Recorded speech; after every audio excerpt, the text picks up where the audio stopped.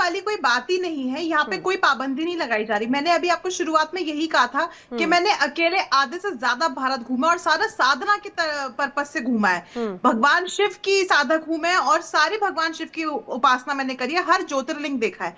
वहां पे 90% मुसलमान है। किसी भी हिंदू भाई को मुसलमान से कोई आपत्ति नहीं है। मगर देखिए, ये है नवरात्रों की बात हो रही है, ये गरबा की बात हो रही है, यहाँ पे आपत्ति होगी। अभी देखिए, हाल ही में मैंने मुंबई ट्रैवल किया और जब मैंने मुंबई ट्रैवल किया तो वहां पे हाजी अली दरगाह पड़ती है। हाजी अली की दरगाह पे एक हिंदू आपको नजर नहीं आएगा, ना कोई दुकान लगाता हुआ, ना कोई भीख मांगता हुआ और ना कोई देने वाला। जो भीख भी मांग रहा है वो भी मुसलमान है, जो दुकान लगा रहा है वो भी मुसलमान है, और जो आ रहे हैं वो भी मुसलमान है। हिंदू भाई नहीं जाएगा। दूसरी चीज, अभी मैं अपने पैनलिस्ट से सुन रही थी कि सेवैया भी खाते हैं हिंदू। सेवैया हिंदू खाते हैं, मैं मान रही हूँ, ठीक है। बहुत सारे ऐसे हिंदू हैं, आसपास के पड़ोसी मुसलमान है, सेवैया एक्सचेंज हो जाती है ईद पे। क्या बकरा ईद पे भी हिंदू बकरा खाते हैं? मैं इन पैनलिस्ट से सिर्फ ये सवाल पूछना चाहूंगी, क्या बकरा ईद पे हिंदू आके इनके घर में बकरा खाते हैं? और अगर वो बकरा खा रहे हैं तो वो हिंदू नहीं है, और अगर वो बकरा अगर ये बकरा दे रहे हैं तो फिर आप देख लीजिए, गरबा एक ऐसी त्योहार है। करिश्मा, ये तो कहा जाए, ये तो फूड कल्चर पर एक अलग से चर्चा शुरू हो जाएगी, क्योंकि नहीं, अगर नॉनवेज की बात है तो मुझे लगता है कि ऐसे कई हमारे आसपास के कई साथी हैं जो नॉनवेज खाते हैं, उसको इन धार्मिक भावनाओं से जोड़कर देखना वो सही नहीं है।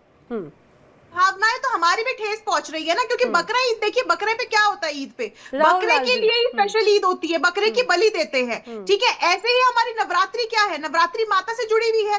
नवरात्रि का कोई मतलब नहीं बनता आने का, जैसे हमारा मतलब नहीं बनता इनकी बकरा ईद पे जाने का। तो इसी तरह से अगर हिंदू बकरा ईद पे नहीं जाएगा तो ये भी नवरात्रि पे नहीं आएंगे। अदरवाइज कोई भाई भेदभाव नहीं है। करते हैं बिल्कुल। तो बाबा बुड़खानी के दर्शन मुस्लिम भाई बंधुओं के सहयोग के बिना कैसे संभव हो सकता है? तो इसलिए ये इस मामले में बिल्कुल धार्मिक विभाजन की स्थिति में रह के हम अपने देश का विकास नहीं कर सकते। हमारे और विशेषकर हमारे सांस्कृतिक त्योहार का जो ये एक तरह से प्रदूषण की स्थिति मानता हूँ, विकृति हो रही है। सकते हैं, सनातन धर्म एक अलग है, मुसलमान धर्म अलग है, इस्लामिक अलग है। हमारा जो लॉ है, हमारा जो कॉन्स्टिट्यूशन है, उसमें भी आप देखेंगे कानून में भी इस्लामिक जो लॉ है वो अलग है और हिंदू लॉज अलग है। तो आप उन दोनों को नहीं जोड़ सकते हैं, आप ये बात समझिए। यहाँ पे कोई भेदभाव नहीं हो रहा है, यहाँ पे सिर्फ ये हो रहा है बात क्या, जैसे हिंदुओं के नवरात्रे हैं ऐसे ही मुसलमानों की बकरा ईद है। बकरा ईद पे जब हिंदू बकरा नहीं खाएगा, इसका जवाब मैं एक बार सौरभ गौड़ जी से भी लेना करते हैं तो इनको क्या प्रॉब्लम है? ये हमारे धार्मिक अनुष्ठान में इनको क्यों इंटरफेयर करना है?